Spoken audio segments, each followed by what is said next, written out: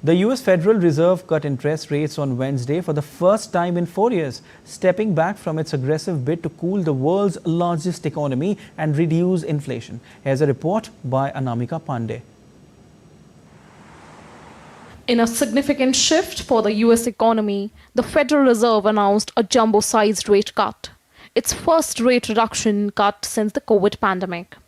Fed Chair Jerome Powell said the recent economic data, such as the slowdown in hiring combined with a decline in the inflation rate, convinced Fed officials that a larger cut was needed. Our patient approach over the past year has paid dividends.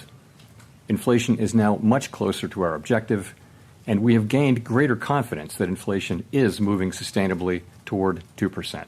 As inflation has declined and the labor market has cooled, the upside risks to inflation have diminished and the downside risks to employment have increased. We now see the risks to achieving our employment and inflation goals as roughly in balance, and we are attentive to the risks to both sides of our dual mandate.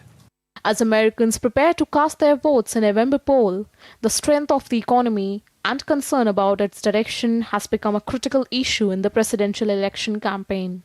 Former President Donald Trump suggested that the decision to cut interest rates could be politically motivated. I guess it shows the economy is very bad to cut it by that much. Assuming they're not just playing politics, the economy would be very bad, or they're playing politics, one or the other. But it was a big cut.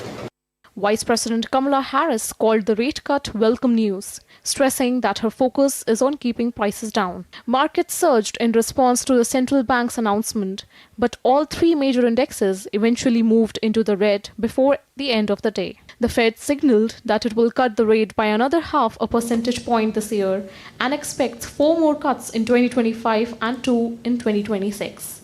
Anamika Pandey for DD India.